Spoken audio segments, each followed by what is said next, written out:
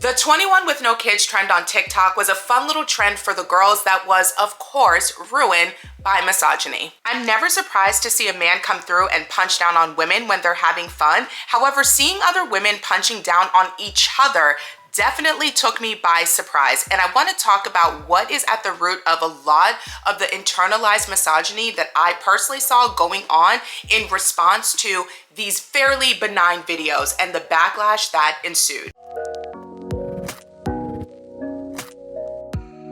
Aloha, beautiful humans. Welcome to my channel if you are new here. Welcome back if we've been locked in.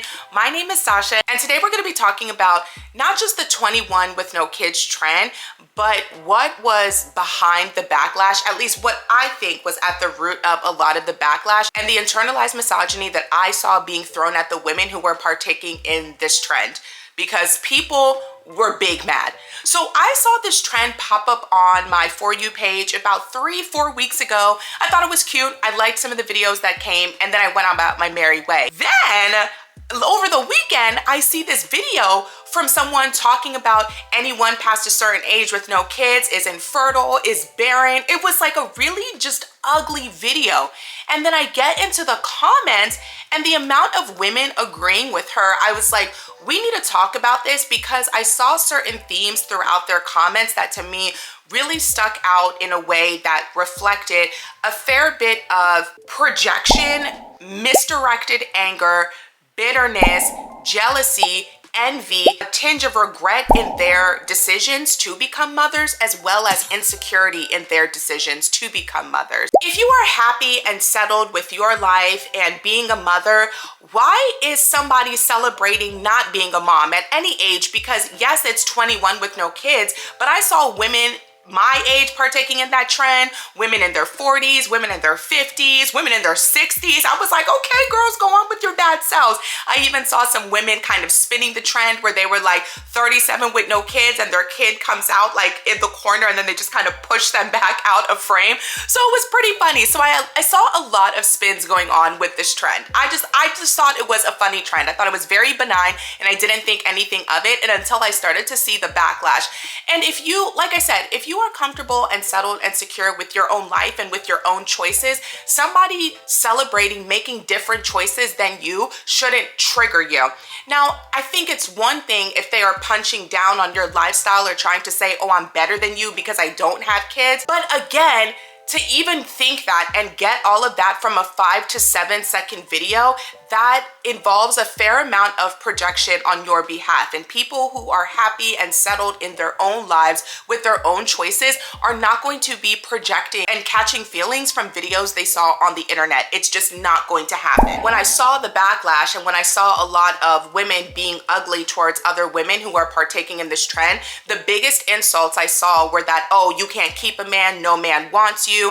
And listen, having a man nowadays is not a flex. Like, we are like, let's be clear, like, being able to keep a man, that's not a flex. Having a man is not a flex. Being married is not a flex. Like, having a healthy, happy relationship, having a healthy, happy marriage, that's the flex right there. But simply being married is not a flex. And I say this as someone who has been married for 9 years. Marriage is not a flex. The flex is having a healthy, happy, equitable marriage where you're in sync with your partner and y'all are working toward the same common goals, aspirations, dreams. Like, that is what the flex is. So women punching down on other women, talking about, oh, you are only able to participate in this trend, or you don't got no kids because no man wants you. It's like, girl, like... Most of us can walk outside and get a man if we wanted one at any minute of the day. Having a man is not a flex. Keeping a man is not a flex. So that was one of the bigger like insults that I saw, and it's just like, whatever. But the insults that honestly I found the most disgusting, that took me by surprise, were accusing women of being barren, using the word childless as an insult. Now let's go back to the being barren. Infertility rates are on the rise in this country. Yes, they are. Fertility is something that has over the past few decades entered the public consciousness, as there are an increasing amount of women delaying pregnancy and motherhood longer and longer. This benefits children. However, every single study will show you that yes, while fertility is something that peaks when you are in your late 20s and early 30s, when you are thinking about the sustainable quality of a child's life and looking at all the factors that inform the quality of life a child is going to have, maternal age is not the only factor. You are looking at when you have two people who are married, who are settled, who are further along in their career and can provide a certain level of financial security. Those are people in their late 30s and early 40s who have built careers, who have put in the time since their late teens, early 20s to build careers and are now in a good place financially in their careers to bring a child into this world and are stable. You are not going to be able at 21 to provide a child the same quality of life as you would at 41, 20 years into your career, 15, 20 years into your career when you're making a certain amount of money. That's an inarguable fact.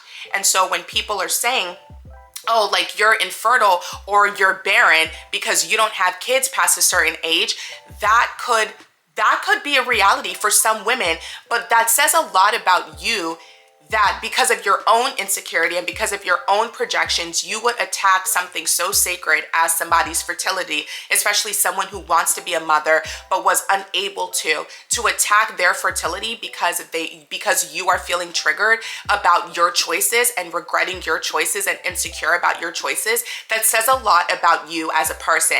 And I would just like, something that I do is a lot of the time I know that people who are commenting ugly things online, they're bots. So I don't generally engage in them, but there are times where I'll just go through and click the profiles of people who leave these really nasty and ugly comments, and there is always a common thread. These women do not look happy with motherhood. They look like they're struggling. So I can imagine somebody dancing around like, yeah, I ain't got no kids, ew, ew. I imagine seeing somebody celebrating that, and you're over here struggling with diaper changes and drop-offs and homeworks and projects and stuff like that, and you're not happy with that choice you made to be a mom, and you're struggling. I can absolutely see you being triggered by freaking baby girl over here like 24 with no kids and a master's degree, and I ain't got no mortgage and like moving into my first place on my own. But you punching down at that woman and attacking her fertility is not going to make your situation any better. Like, we need to stop doing this to women. Like, be nicer to each other. So that was just the barren and infertile comments that I saw that I thought were really disgusting. And if a woman is going on a fertility journey to have a kid, that's a flex right there, because that means you can afford it. These in vitro treatments are not cheap. They're very expensive. So to be like, yeah, I delayed motherhood, waited until I was along in my career, I was making money, I had a lot of choices, and I decided on a Tuesday, you know what? I do want to have a kid. Let me go pay for some in vitro, and you and your husband can pay for that. That is a flex right there. That I'm actually following a creator right now, Sahar Quorum. I think that's her last name. I know her first name is Sahar. I know her last name starts with a K, but right now she is going on her own fertility journey. One of my acquaintances, a few months ago, she did a series on freezing her eggs, and she is 34. So I love seeing this journey for the girls, because it goes to show that so many women are now more empowered than ever about their fertility choices, still in an age, still fighting to be empowered, to make choices for themselves as it pertains to their fertility in a society that is increasingly hostile to women, and our rights, our reproductive rights, are under increasing attack. Another insult that I saw was, oh, you're just being childless is not a flex. And listen, calling somebody childless, it used to be an insult. However, in 2025, calling somebody childless is not an insult by any means. It's like, you want to bring a child into this, Godspeed. Like, Godspeed. You know, it's really hard out here. It's a very hard economy. So bringing a child into this world nowadays, you are making an active choice. So when a woman gets to a certain age and she doesn't have kids, trust and believe it was a conscious choice. Now, there are some women who, again, do want to have children, and they are struggling with their fertility, and they have the privilege to go out and make choices to hopefully have a child someday naturally the way they want to. There are some women absolutely who are unfortunately childless, but when we think about the word childless, that is not an insult, because there is a vast difference, and there is a stark difference between someone who is childless and someone who is child-free. I've been married for 9 years. I've been with Snow Bae. We've been together for 14 years. I am child-free. I am child-free by choice. When a woman gets to a certain age and she does not have children, some women are actively making that choice to not have kids. And something that I always say is that if you are not planning to prevent pregnancy, you are planning to become pregnant. Like pregnancy and becoming pregnant, it is one of the easiest things you can do. So preventing pregnancy, it takes work, it takes effort. And becoming pregnant is a very natural function of the woman's body. Our bodies were designed for pregnancy. They were designed for delivery. And so when you are becoming pregnant, when you become pregnant, this is not really a flex. Having a group of kids, and I say this as someone who is one of 7 children, and I think I'm gonna do probably a video. I'm gonna do a video soon about it. I've already kind of like have an idea about the video that I want to do about that, because there are so many people who indiscriminately go into parenthood, and I know the big family is like something that is kind of an enigma because it's not something we see often, and I think a lot of people glamorize and glorify big families.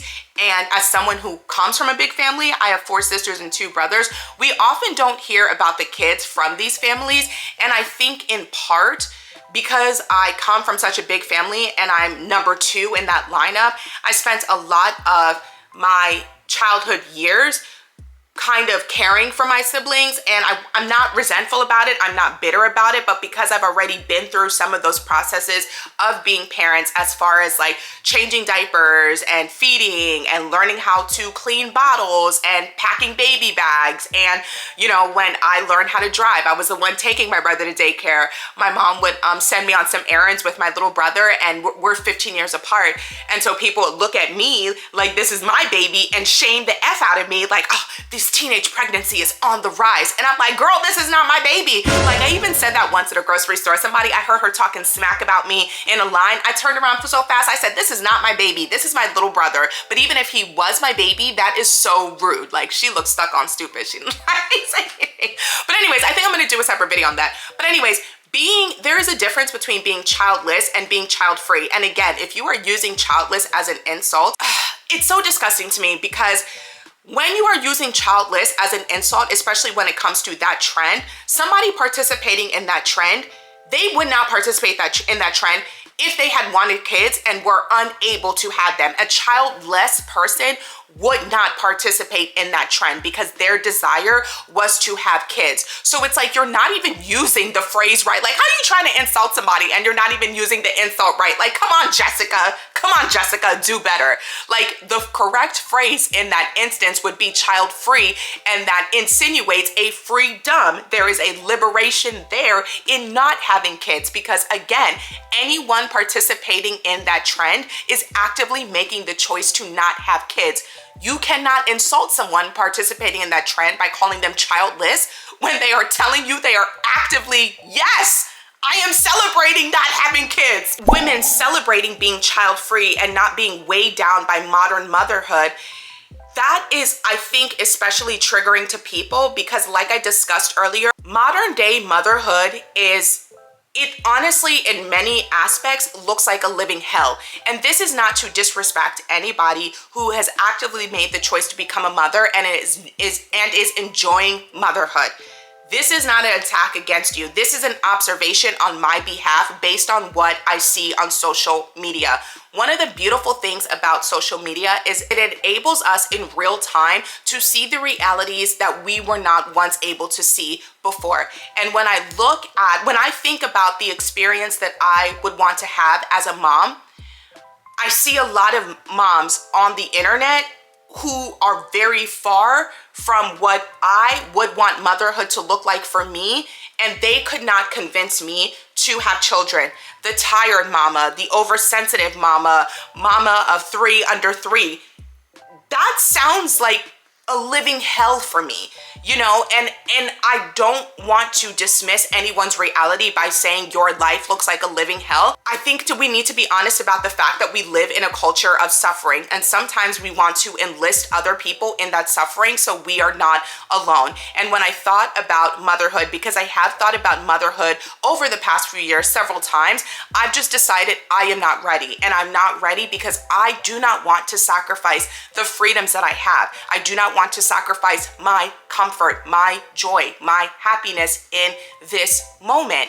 And so I have chosen to I have actively decided motherhood is not for me right now, and that's okay. It may or may not be for me someday. However, when I think about what a lot of new mothers are dealing with, no community, no support, and in order to have community or have support, you have to be willing to pay for that community, and you have to be ready to pay for that support.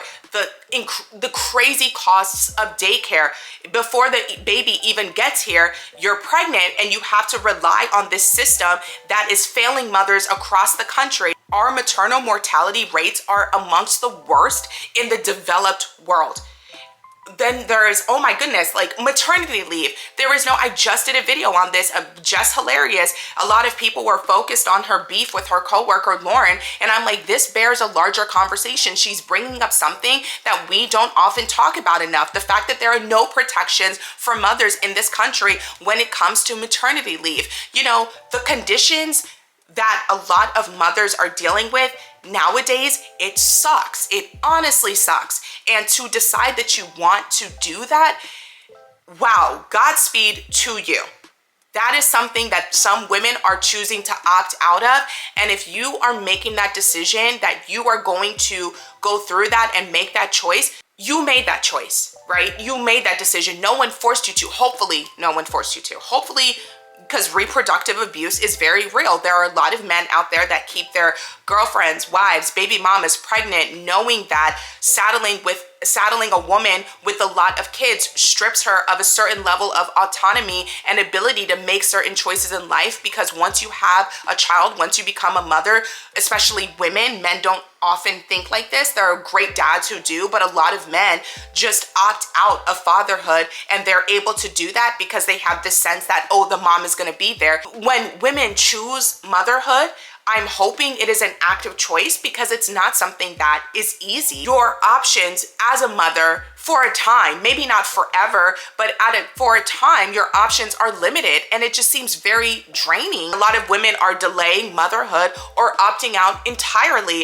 And I think it is in part because so many women, for better or for worse, are very honest about the motherhood experiences that they're having. Recognizing that this is such a heavy decision you're making, it has made it so that I have a deep reverence for life. I am so pro-choice, but I know for me, I would definitely be pro-life. And so if I'm ready to bring a child into this world, I'm going to make sure I'm at the most optimal state of my life to be ready to usher this child into this world. And I've released a lot of that selfishness that I carry with me to decide that, hey, I'm gonna wake up on a Saturday and I wanna go to brunch, or I wanna wake up on a Tuesday and I wanna go to Africa or Europe or Asia, I wanna go somewhere. I can make those choices without thinking about anybody else. I'm not past that stage in my life. I still want the opportunity to do those things, to make those snap decisions and not be responsible for someone else's life, someone else's happiness, someone else's care.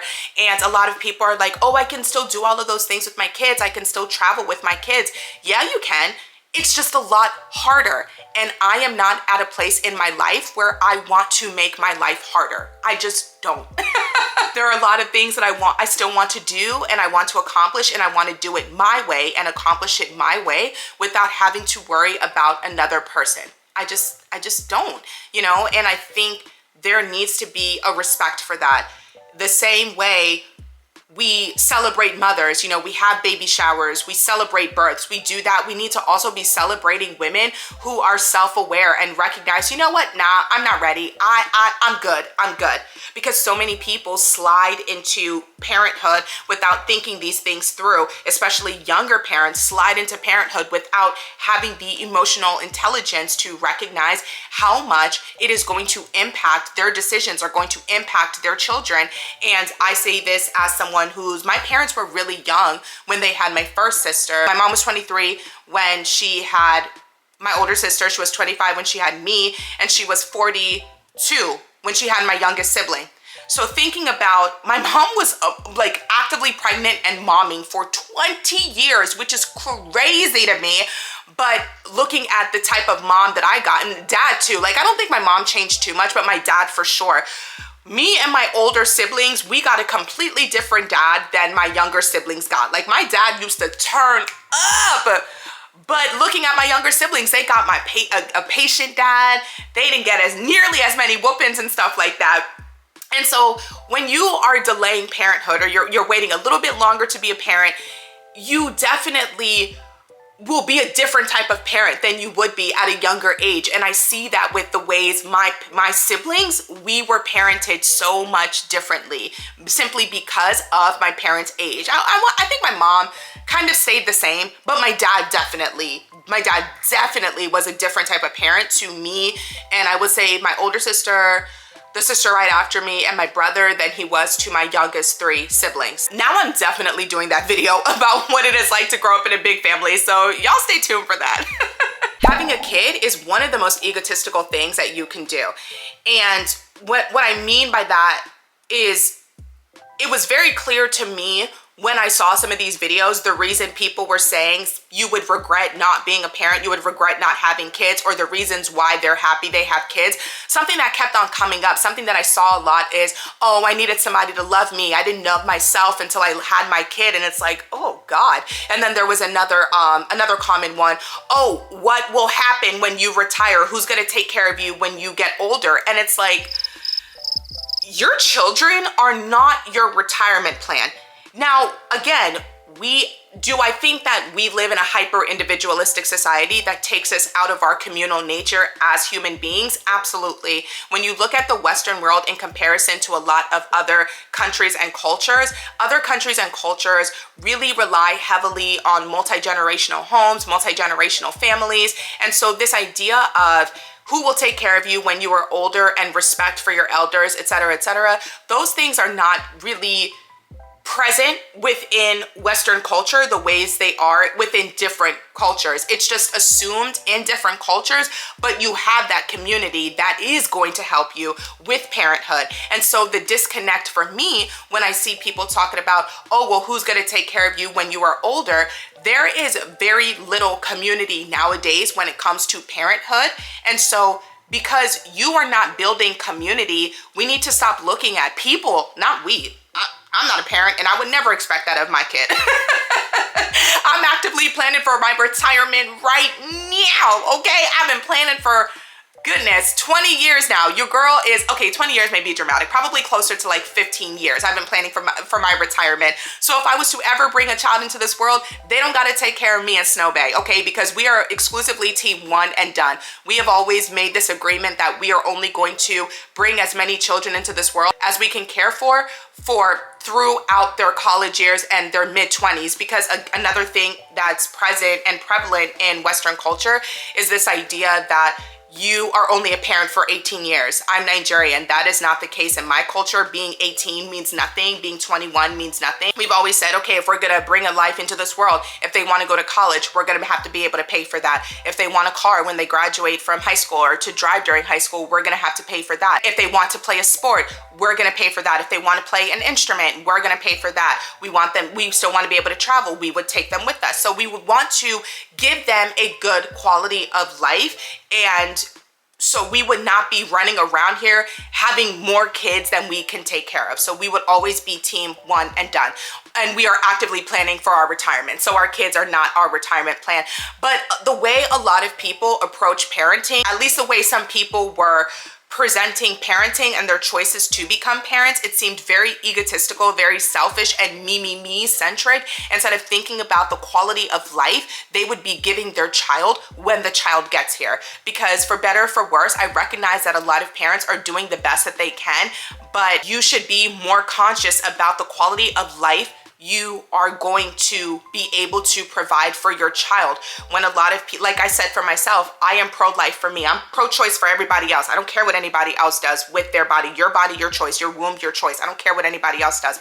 But for me, I'm pro-life for me. And so if I'm bringing a child into this world, I'm thinking about the quality of, I'm not just thinking about their life. A life, you know, a lot of people think, oh, a life is a life is a life, period. But what about that life when it gets here? And then think about if that life has disabilities or needs, are you going to be able to provide for those needs? You know, a lot of people plan for a completely healthy child, and you know, God willing, we should all be planning for a healthy child. However, we know that just things happen, things exist. And are you going to be emotionally intelligent enough to be able to take care of a child if they have any special needs? We have to think about that. People are just like, the way people slide into parenthood and don't think about it is honestly very scary to me. But at the same time, I think if all of us thought about it too much, we might not have kids, especially in this economy. You should not be having your kids to feel loved or needed. Your kids are not here to be a crutch to you. They're not here to be of service to you. So when I hear a lot of people talk about parenting in terms of what my kids are going to do or can do for me, it makes me think that not only do they lack any level of emotional intelligence, I wonder if those kids are okay. Because when you are parenting, when you are a child parenting your parent while your parent is simultaneously telling you to stay in a child's place, it's really challenging, I imagine. And so a lot of kids are being adultified and brought into this world to be crutches to their parents, to be emotional support children, to fix a marriage for a check. And it's just like, I feel for a lot of these kids, especially the women who were leaving just really insulting comments and videos, going to their pages and seeing their kids and how they parent. It's just like, oh my God, thoughts and prayers to them. Like, thoughts and prayers. And this is why I firmly believe that therapy should be free and government mandated. If you want therapy, it should 110% be available to you without cost, because there are a lot of people who are walking around unhealed and they are touching the lives of people, and the lives that they touch, they leave a path of destruction in their wake. And it's unfortunate when the people that they are destroying are their own children. I touched on this a little bit earlier, but I think when you are, what in part is triggering people about this trend is that these girls are having fun. And when you see somebody enjoying and living it up, I think that there is just this annoyance at women who kind of eschew and buck what is expected of them in terms of marriage, motherhood, children, etc. Like, there was this video I saw a few months ago, maybe around this time last year, of the shakshuka girl. There was this girl, she went viral on TikTok. I think she was like 27 or in her early 30s. She was either in her late 20s or early 30s. And she was like, I went to a Beyonce concert last night. I don't got a kid. I don't got no kids. I don't got a husband. So I woke up this morning, it's a Saturday, and I decided I wanted to teach myself to make shakshuka. It's 10:45 a.m. on a Saturday. I'm 29 and single, and I don't have kids yet. Here's what your Saturday morning looks like when you're single at 29 and you don't have a kid running around the house. I didn't rise from my bed until 10:15. Every time I thought, I should probably get up and do something. I thought, why? Nobody's making me. I'm not missing out on anything. I went to Beyonce last night, and I didn't get home until 1 a.m. And I danced and drank my little heart out, and I didn't pay a babysitter to watch my kids as I did that. And I woke up a tad hungover this morning, which is probably why I was in bed for so long. And I was just scrolling on my phone, and I saw a picture of shakshuka, and I thought, you know what sounds really good? Maybe I'm gonna learn how to make shakshuka today, because I have no plans and I don't have kids and I don't have a husband and I don't have errands to run. I can go to the grocery store and learn how to make shakshuka. So that's on my agenda today. Also on my agenda, probably a rewatch of some Real Housewives of New York. I'm also doing a rewatch of Normal People on Hulu, which is really spicy and I highly recommend. Weirdly, I'm into this documentary on Netflix about blue zone countries, so I've got a pretty stacked day. Anyway, I say all this to say, whenever I'm hard on myself about why I'm not married and I don't have kids and I should be further along at 29, almost 30, I wouldn't want to do anything else this Saturday. And I know that you can do all these things when you have kids and you're married, and I understand, but the effortlessness and ease of my life, just kind of focusing on myself and the shakshuka I want to make or the Beyonce concert I want to go to, really pays off when I'm hard on myself for not being where society tells me I should be in life. You know, it was a really benign video. I really liked it. And she had been doing a series about being child-free and not being anybody's wife. And so she was making videos like this for a minute, but those videos are the ones that took off, and they found their way to, I think it was Matt Walsh or some other right-wing male podcaster or media personality, and she got ripped to shreds. Now, I think it was different. She was mostly ripped to shreds by men instead of this time, as we're seeing with this 21 with no kids challenge, where it's women who are ripping other women to shreds.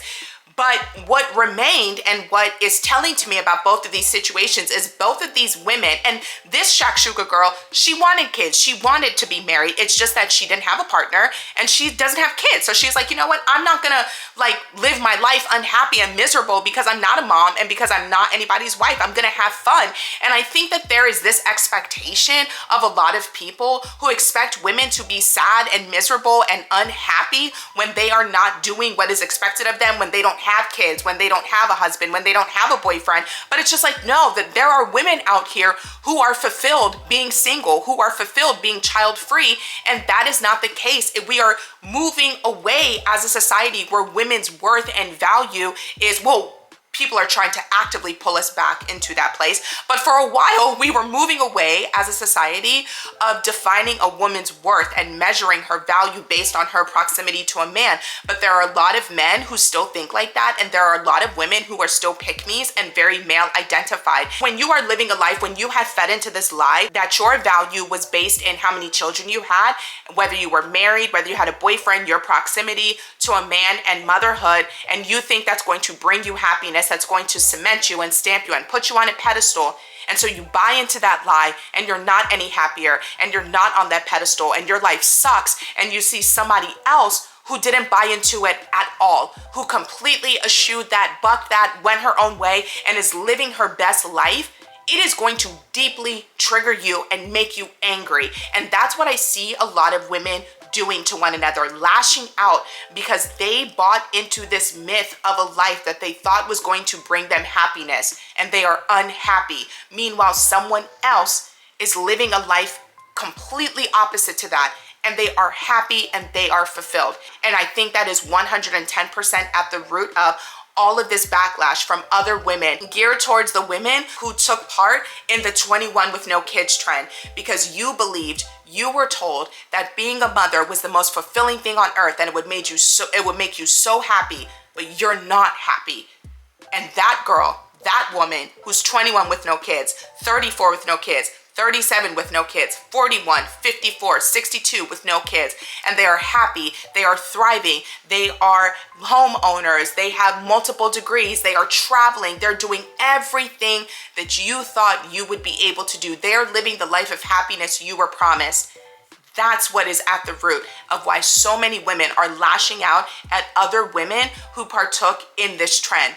But your anger is misplaced. It's like we are all about choice until somebody makes a decision that doesn't align with our choice and makes us feel insecure about the choices that we made, until they make a choice that goes against or makes us think about our thoughts, our feelings, beliefs, everything that we thought to be true, and now it makes us second guess ourselves. And if you don't have the emotional intelligence to look within and reflect within, you're gonna do what a lot of these women did, which is lash out and say ugly things and try to insult people just because they had the audacity to be happy and you're miserable. You know, something else I really liked about the trend, and it made me think about a quote that I've been seeing floating around on the internet, is making sure you're celebrating women outside of marriage and children.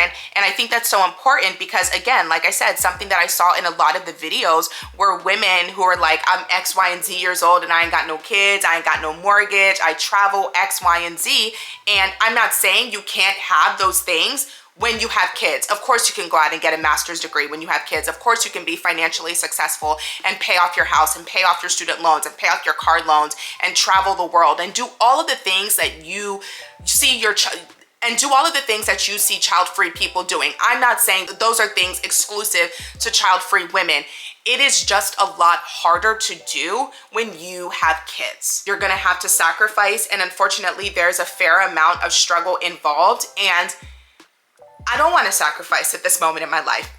And I'm sure those women who are just delaying motherhood and want to be moms someday, but they're like 21 with no kids, and 24 with no kids, 32 with no kids, 37 with no kids, you know, they maybe want to become mothers someday, but they don't want to struggle right now. And I respect that 100% because I was not built for a life of struggle. I am a soft queen. I am a soft girly. I want my life to be as easy as possible. I rebuke struggle in all forms. And because I am so conscious of that and in touch with myself and very self-aware, that is why I have chosen to delay motherhood in the event that someday I choose to become a mom. I love my life the way it is right now, and I don't want it to change. And I imagine that is the case for a lot of women. And I think some people really struggle to wrap their minds around that. And the conversations that I've had with some people, they're like, wait a minute, you're married. And I'm like, yep. They're like, you have a great husband. I'm like, yep, he's wonderful. So why don't you have kids? I don't want kids right now. Like, and not even plural. I don't want kid right now. I don't want one kid right now. You know? I just don't. I love kids. I think they're great. I just don't want one for myself right now. I don't.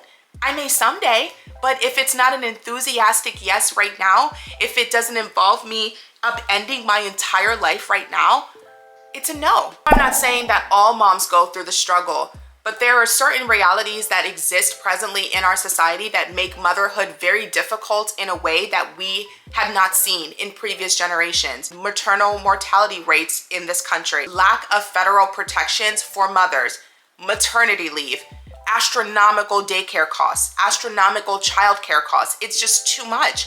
And that's something that you have to contend with. And some women say, screw all of that. I'm going to have a kid anyway. I'm welcoming this struggle, and more power to you, because you're making a choice that is rooted in self-awareness. You recognize what you're getting yourself into. And if you want to golf clap yourself for that, if you want to pat yourself on the back and make that decision, that is amazing. But then don't punch down on women who are not making the same choice as you. If we say we're all about choice and we're supporting women's rights and women's choices, not having children or delaying motherhood is a part of a woman's choice. And we need to respect all choice, regardless of whether it aligns with the choices you have made. If this video is getting long, let's wrap it up. Drop down in the comments and let me know if you've seen the 21 with no kids trend, what you thought about the videos. Did you participate? What you think about the backlash and the state of motherhood? Are you a mom? Are you struggling? Did you struggle? What changes did you make? What has your experience been like? You know, let me know. I'm really curious to hear people's thoughts, because the internet, for better or for worse, it kind of does become an echo chamber, and you're only gonna see what you engage and interact with. I think this is one of those very unique situations in which I saw both the backlash and the videos themselves. I saw all sides of this trend. So drop down in the comments and let me know what you think. Don't forget to like and subscribe to the channel. And until next time, peace out.